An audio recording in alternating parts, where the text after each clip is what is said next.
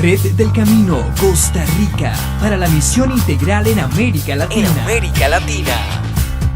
Congreso anual Iglesia Esperanza de los Pueblos.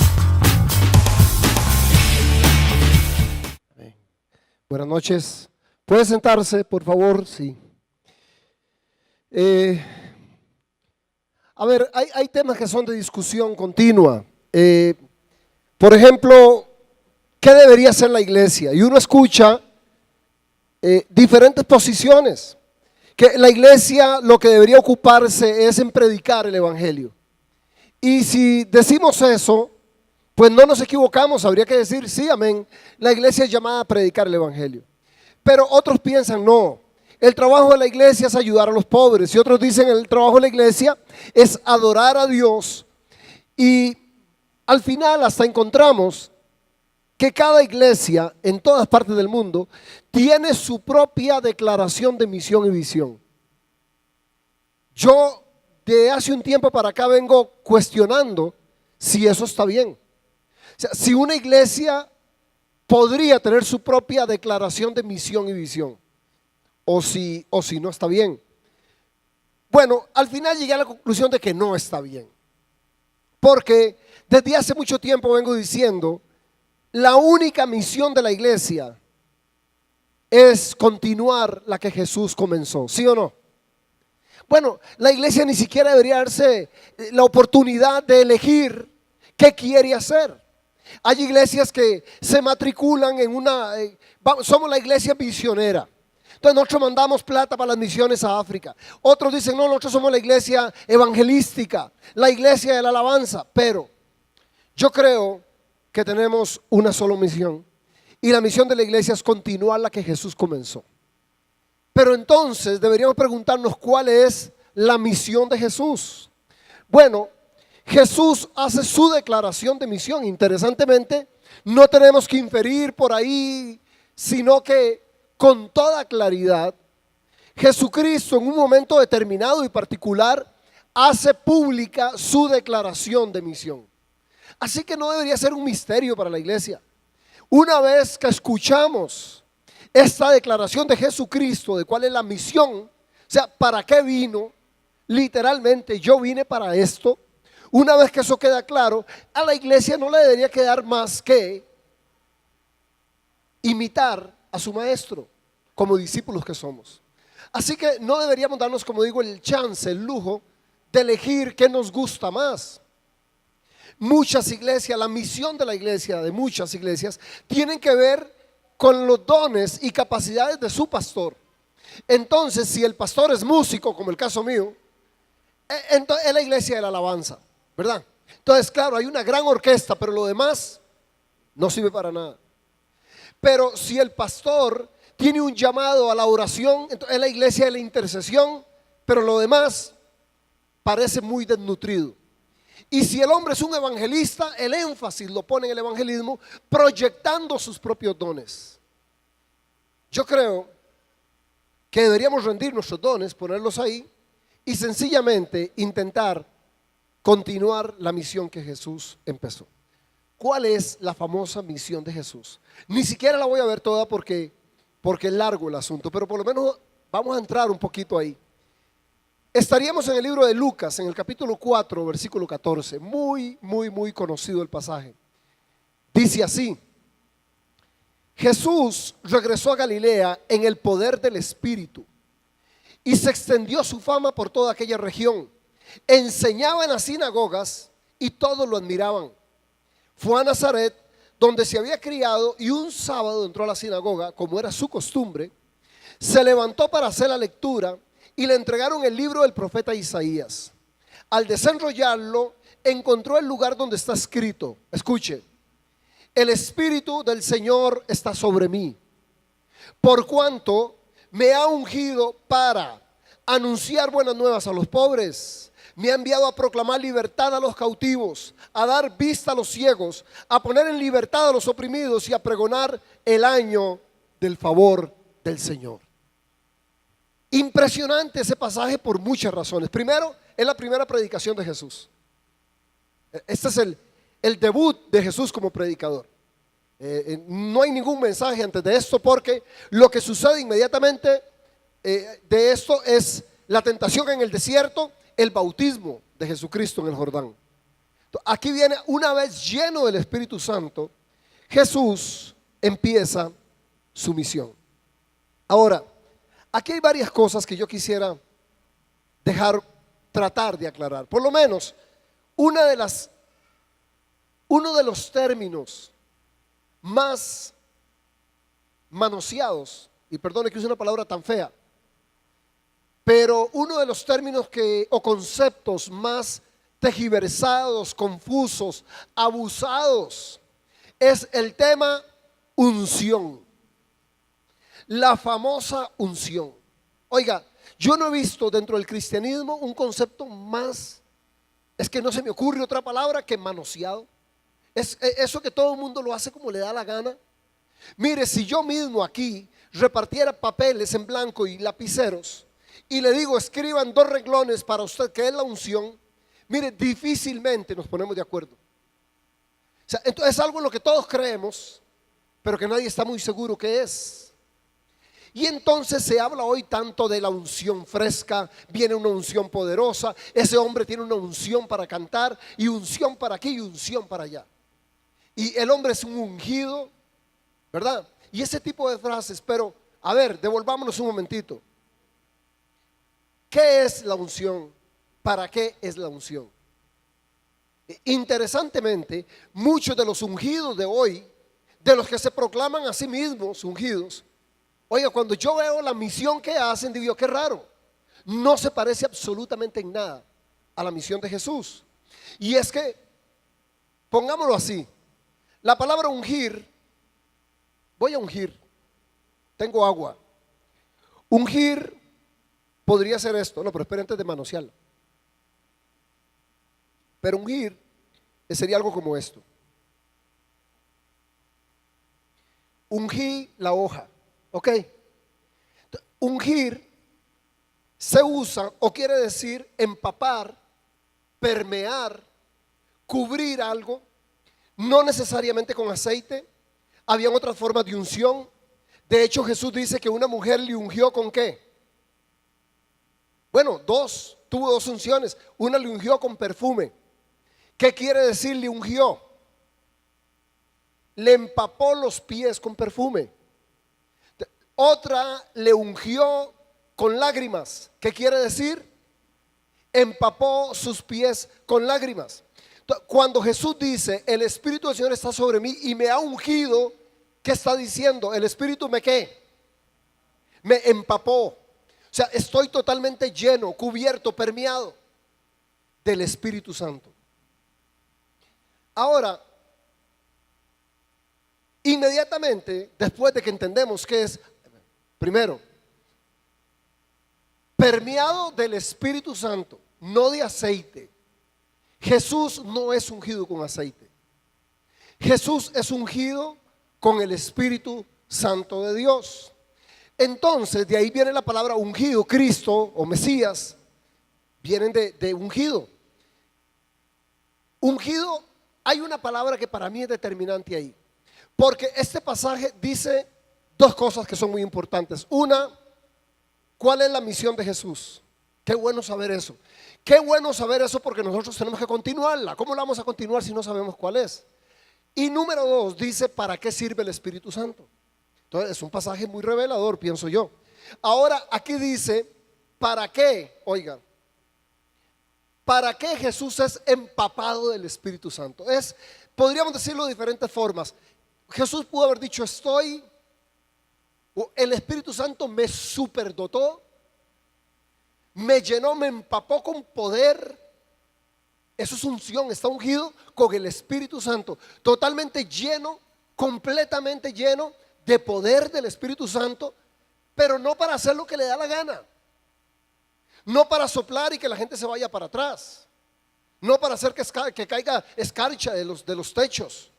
No, él no elige, Dios es el que lo unge. Y lo unge con un propósito, porque la unción siempre tuvo un propósito.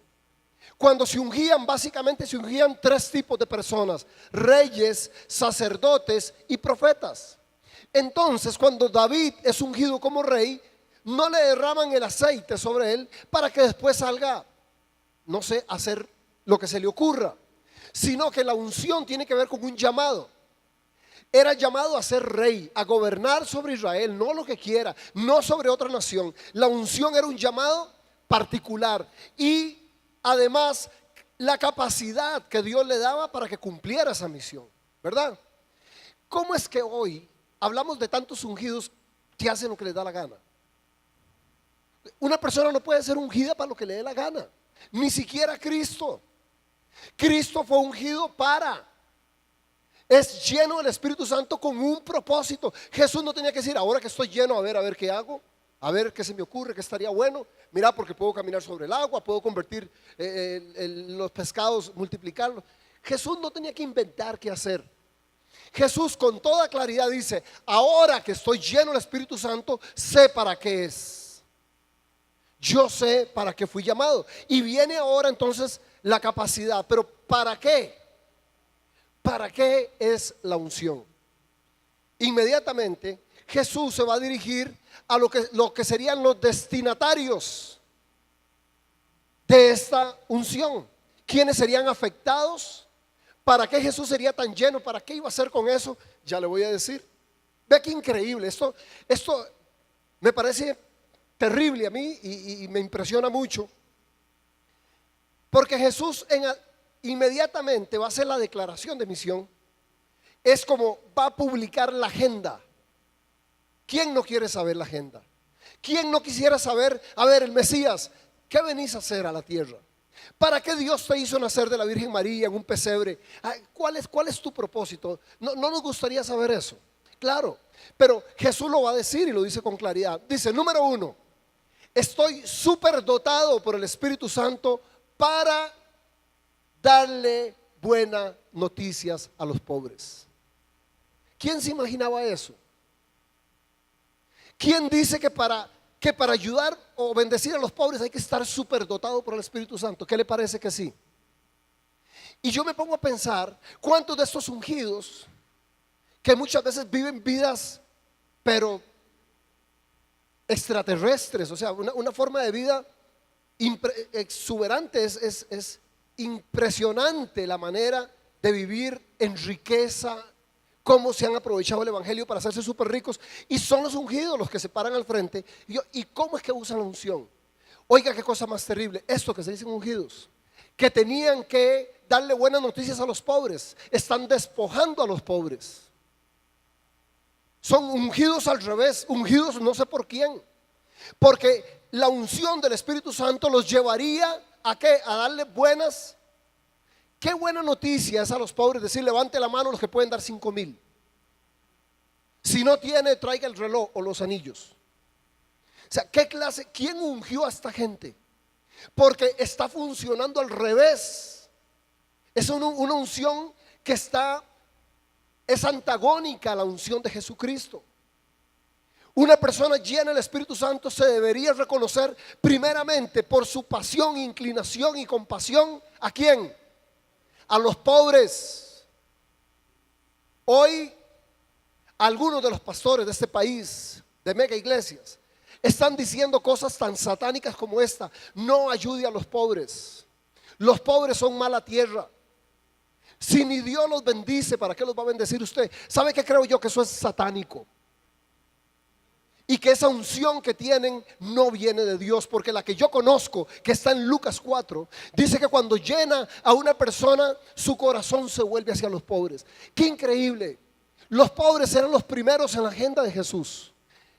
Pregunto, en la agenda de las iglesias, ¿dónde están los pobres?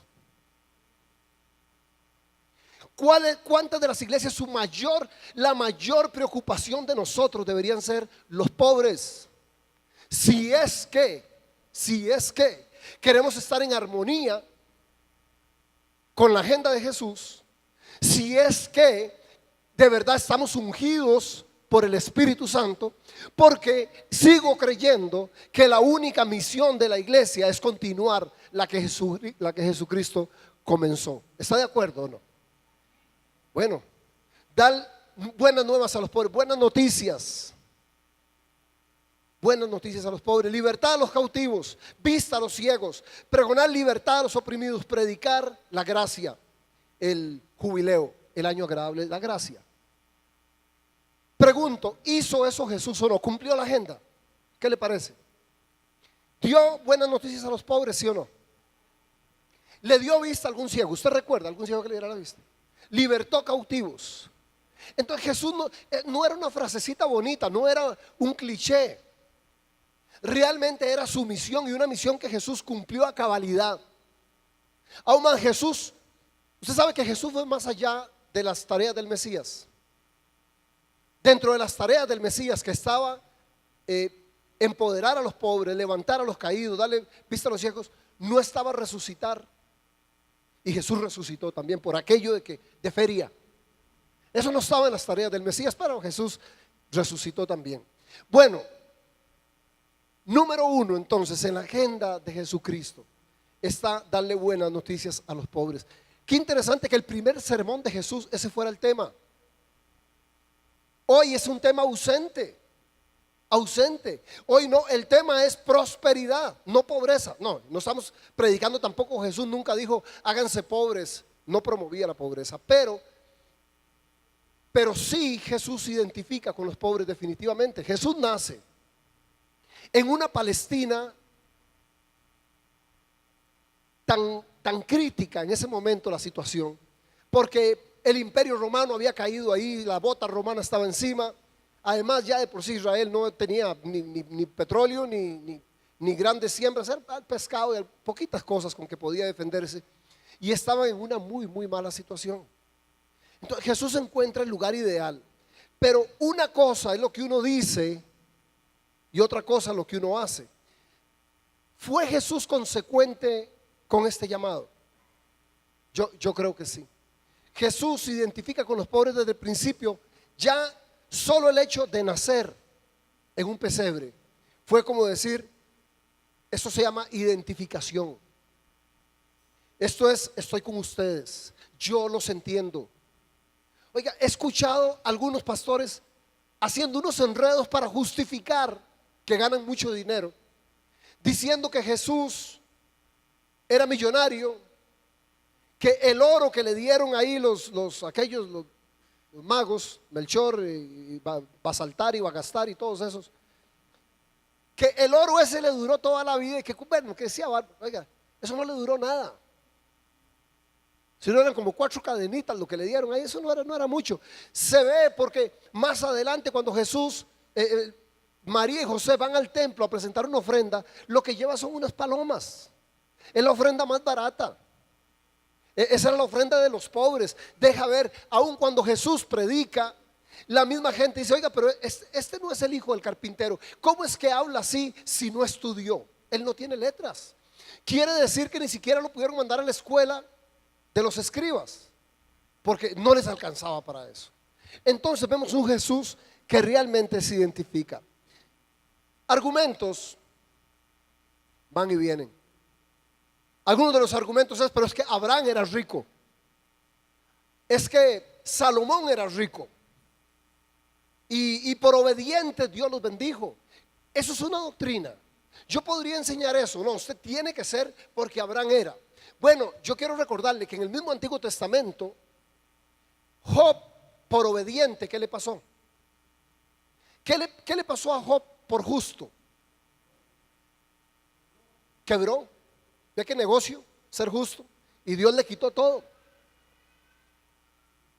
Y encontramos repetidas veces por ejemplo, a Amós, que era el profeta de la justicia social, condenando continuamente la riqueza que se hacía, el dinero mal habido, y cuando había opresión, y cuando no se compartía el dinero con los pobres.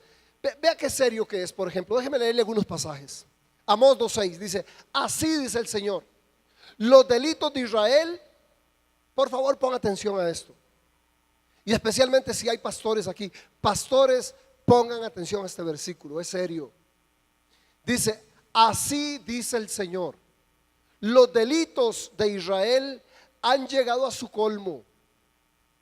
O sea, es demasiado.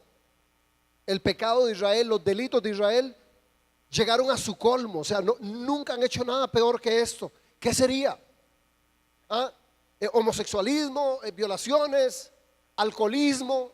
¿De qué estará hablando el Señor? ¿Cuándo es que los pecados de Israel llegaron a su colmo? ¿Cuándo?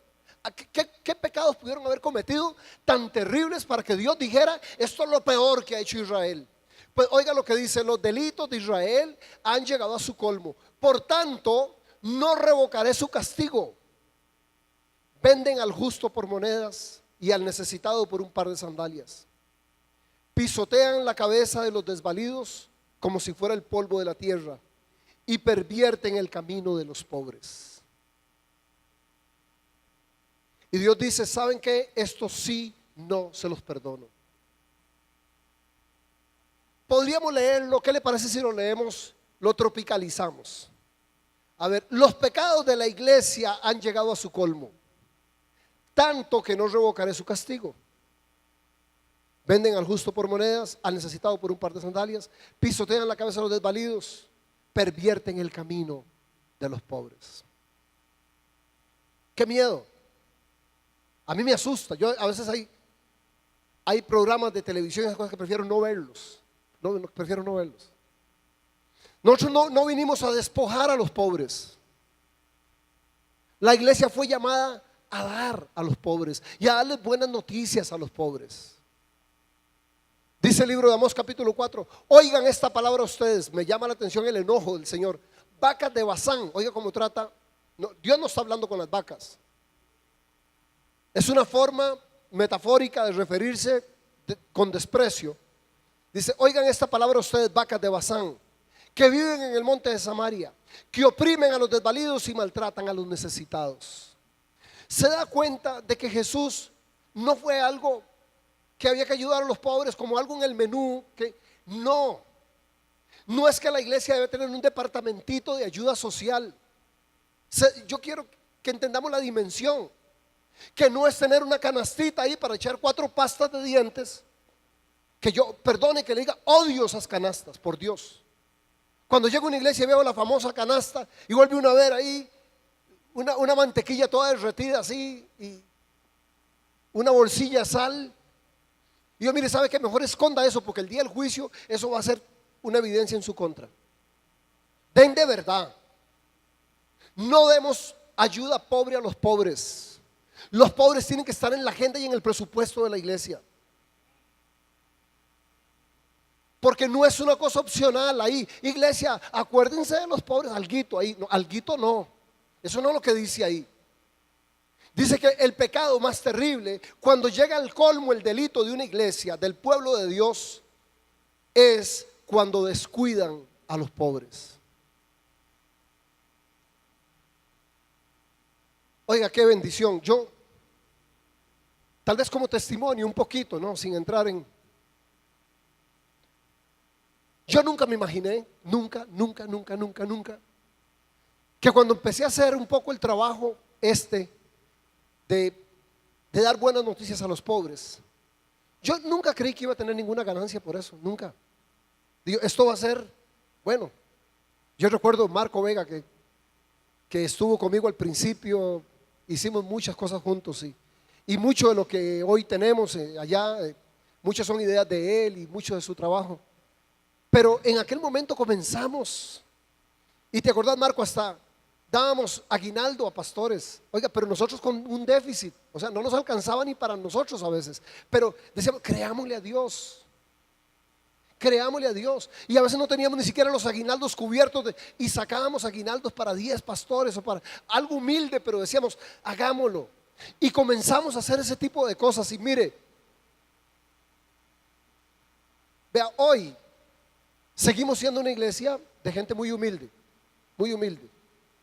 Pero en este momento estamos construyendo un edificio de $500,000, no un templo. Estamos construyendo un comedor con guardería, con aulas, con clínica, $500,000. Dios me lo dio el $500,000. Oiga, yo no tuve que recoger un 5 de la gente, no tuve que quitarle los anillos a la gente, ni vender tamales. La verdad es esa. Además, Hace mucho que yo le dije a Dios, Dios, yo no voy a vender empanadas para hacer su obra. Si usted pide, pague. Dios paga por lo que pide, ¿sí o no? Y hace tiempo yo dejé de hacer esas cosas, la verdad. Y botamos el comedor que teníamos y le creímos a Dios, Señor. Como siempre, la manera donde uno menos se imagina. Pero hoy tenemos más cosas por haber dado que por haber retenido. Yo me pongo a pensar, si hubiéramos sido la típica iglesia, tal vez tendríamos un cielo raso más bonito, 3 o 4, pero hemos logrado cosas que yo nunca me imaginé, que nunca hubiéramos podido recolectar tanto dinero ni tanta ayuda que hemos recibido. Ha sido por creer esto. Jesús, si para usted eso es importante, para mí es importante también. Y yo veo que otros tienen otras, levantar más templos y más grandes y hacer y viajar más, y a mí no me interesa, no me interesa. Yo no sé, quisiera pensar que la unción, que si el Espíritu Santo me ha empapado, quisiera usarlo para lo que es. ¿Sí o no? Sí. Bueno, voy terminando porque sé que estamos cansados un poco y que algunos tienen que viajar. Perdón, nada más aclarar, Jesús nunca alabó la pobreza tampoco, para poner alguna tensión o equilibrio, ¿verdad? Ni la recomendó como una forma de vida necesariamente. Siempre que aparece el tema dinero en el Nuevo Testamento, aparece con una luz amarilla. A ver, ¿qué quiere decir eso? Una luz verde, ¿qué quiere decir? En un semáforo, ¿qué quiere decir el verde? A ver, dele, ok. Cuando la luz roja, ¿qué quiere decir? Téngase. La luz amarilla, precaución. Siempre que aparece el tema dinero en la Biblia, no es háganlo o déjenlo, es cuidado. Ténganle cuidado. Me llama la atención, ahora venía con unos pastores grandes, amigos míos, en el camino, y decía cómo la iglesia, qué habilidad de los pastores, de los predicadores, para torcer las escrituras. Algunos, por ejemplo, usan aquel pasaje de Jesús donde dice, pobres tendréis siempre. Y oiga usted, usan eso de excusa para decir, ay hermano, es que por si pobres van a ver toda la vida. Yo he escuchado eso.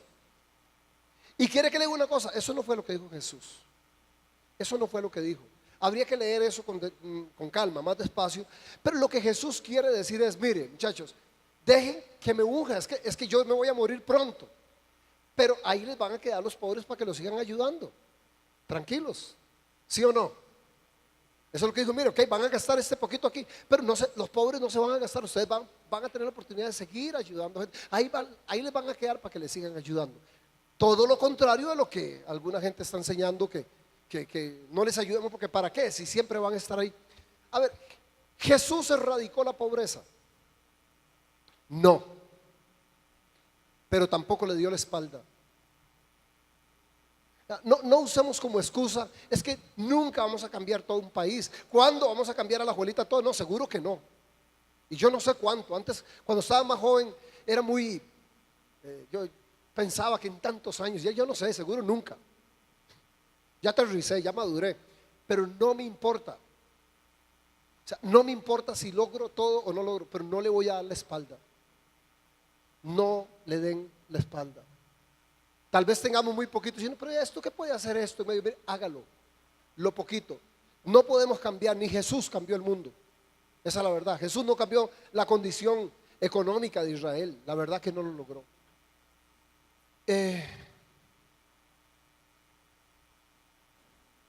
Déjeme leer despacio esta idea. Leerla despacio. Todo lo social cabe dentro del Evangelio. Pero el Evangelio no se agota en lo social. ¿Ok? Quiere decir que solamente ayudar a los pobres no es ser cristiano. El IMAS ayuda a los pobres y no es una iglesia. Pero todo lo social cabe en el Evangelio. Pero el Evangelio no se agota en lo social. Por otro lado, la acción social no es igual a salvación. Pero la redención cristiana no se agota en la salvación del alma. O sea, que solamente levantar la mano y hacer pasar adelante en un llamado, tampoco ahí se acaba el tema de redención.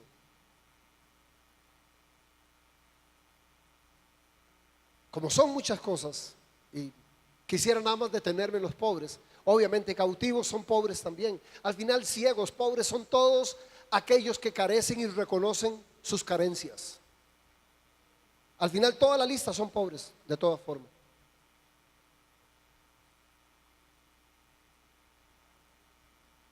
Pero quisiera hacer un llamado a la iglesia a revisar su agenda. Quisiera hacer un llamado a la iglesia, pastores, a revisar sus declaraciones de misión y visión. Se pueden llevar un susto. Después de leerla, ver que no se parece nada a Lucas 4. Porque su declaración de misión y visión debería ser esta. Tal vez nos quebramos el coco, las 5 mejores cerebros de la iglesia, para articular una declaración bellísima, pero que está muy alejada del propósito de Dios. Y puede ser buena. Formar discípulos, yo qué sé qué. Eso no es lo que dice ahí.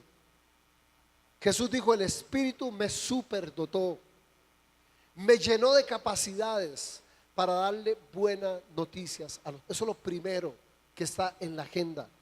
Deberíamos ahora meditar, ¿eso es lo que está de primero en nuestra agenda como iglesia? ¿O seguir construyendo, haciendo más, comprando más terreno? ¿Cuál es? Si es que estamos llenos del Espíritu Santo, ¿en qué estamos invirtiendo toda esa sobrenaturalidad y todo ese poder que hay en nosotros? Pongámonos de pie, por favor, un momentito.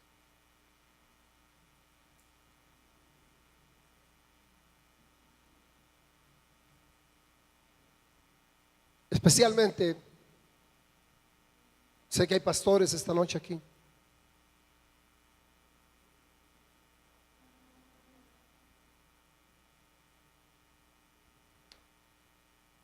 Iba a decir, pastores, no crean que quiero incomodarlos, pero sería un hipócrita.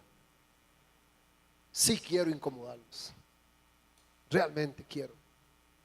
Y yo mismo seguirme incomodando, porque no crea que es que ya llegué. Vivo constantemente en esta insatisfacción, en esta frustración de querer hacer más y no tener todos los recursos que quisiera. Nunca estoy satisfecho, agradecido, pero no satisfecho.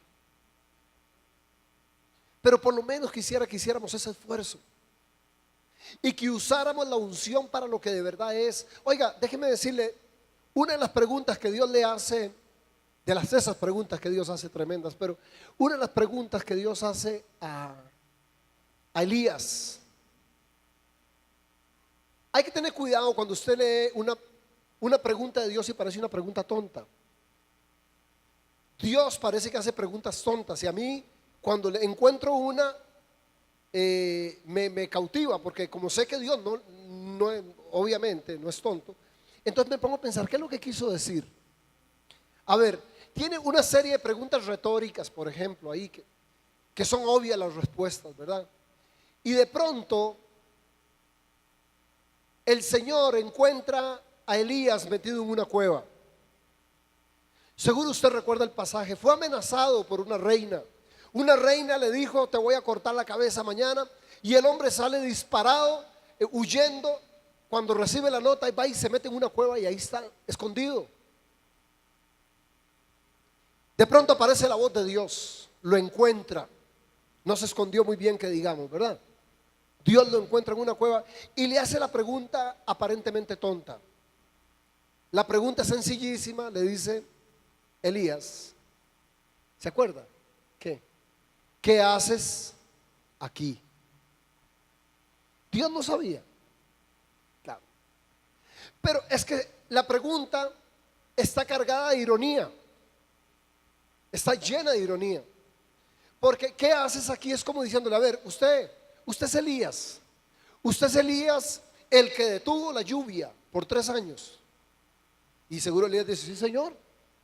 Oiga, usted es Elías, el que por su palabra hizo volver el agua otra vez. Sí. Usted es Elías, el que hizo descender fuego del cielo. Sí. Usted es Elías, el que mató a los profetas falsos de Baal. Sí.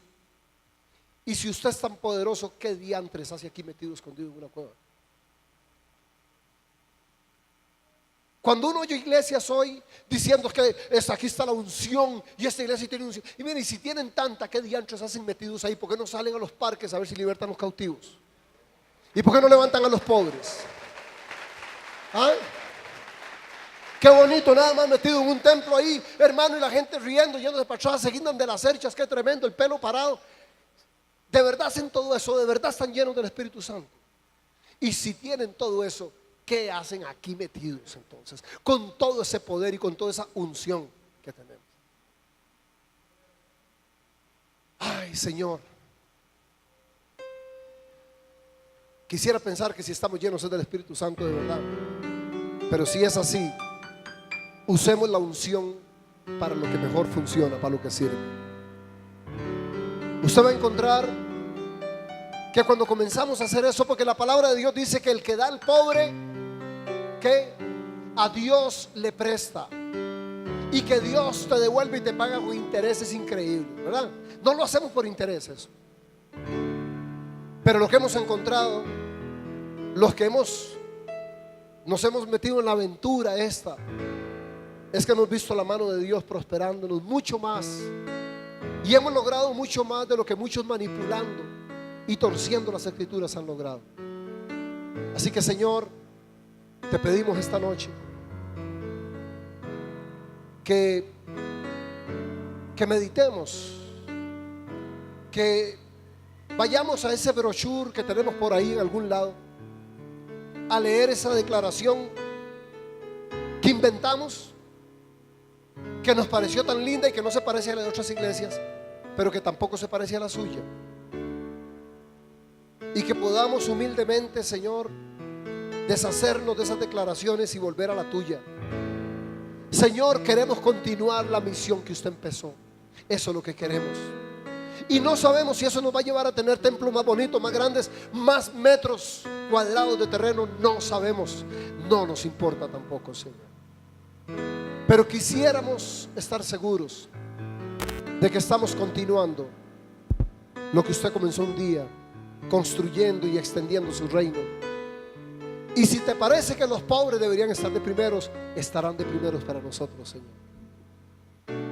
No habrá ninguna otra cosa en nuestra agenda de primero. Sabemos que no es lo único, Señor, que somos llamados a mucho más que eso, pero permite que podamos dar buenas noticias a los oprimidos, aquellos, Señor, que la vida no les fue tan favorable como a nosotros, Señor. Aquellos sobre los cuales las circunstancias fueron adversas, y aún el diablo, Señor, seguramente. Pero si han recibido malas noticias del mundo, del diablo, de la familia, que sea la iglesia entonces, Señor, la que puede llenarlos de esperanza, y que la iglesia entonces sea verdaderamente la esperanza del mundo.